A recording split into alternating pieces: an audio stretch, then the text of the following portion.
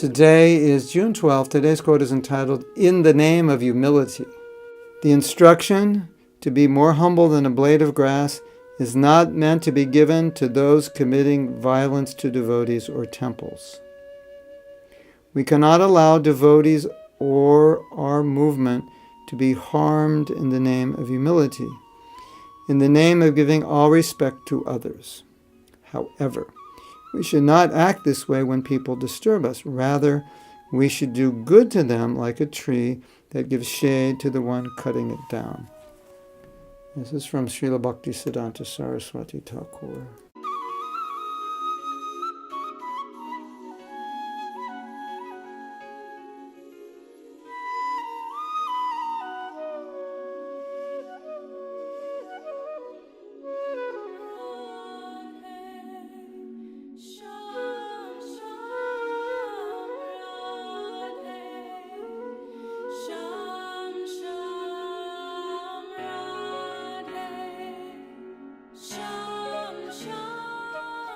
He's defining humility in a specific way.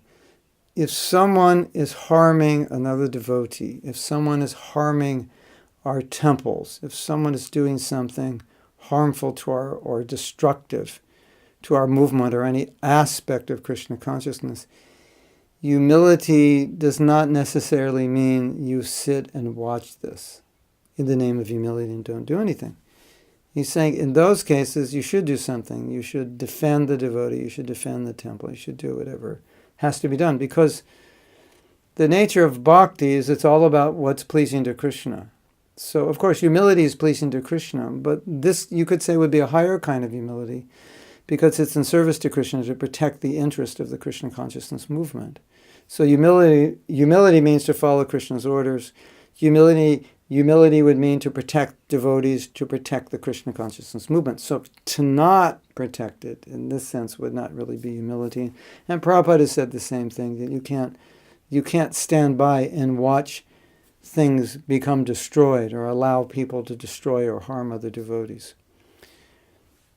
But time and time again, we have heard from Prabhupada, now we're hearing from Srila Bhaktisiddhanta, and in Shastra, that when we're harmed, we shouldn't defend ourselves because that's personal. Of course, naturally, if someone's trying to kill you or beat you up, it's not like you just want to sit there. But it's a principle. We want to defend ourselves for Krishna service, but it's a principle. What did he say here? We should do good to those who are harming us. We shouldn't disturb people. We should do good. So it's a general principle that on my own, I don't protect myself.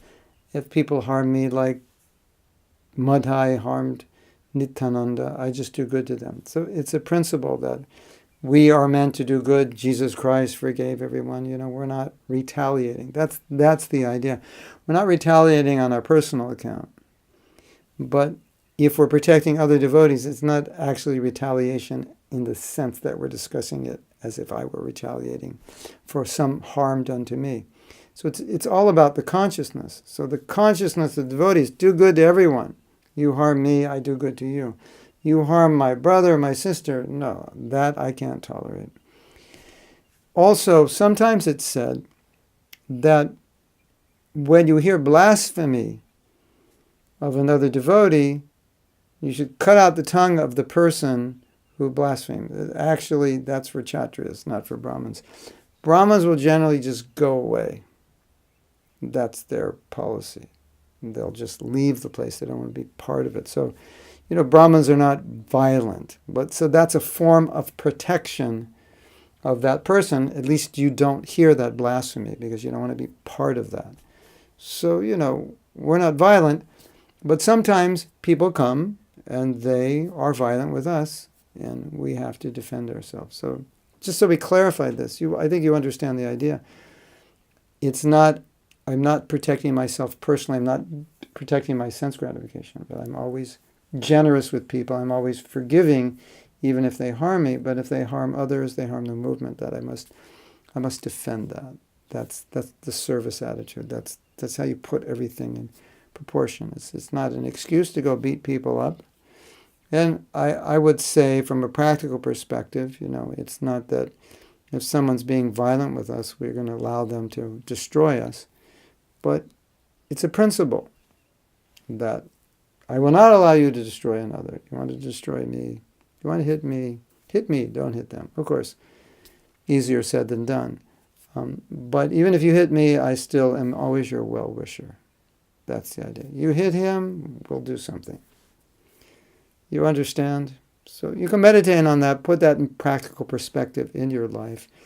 I think what we're getting from this is that for our own selves, for our own sense gratification, we don't do anything, and no matter how people treat us, they're not nice to us, whatever it is, we're always kind to them. That's the mood of a devotee.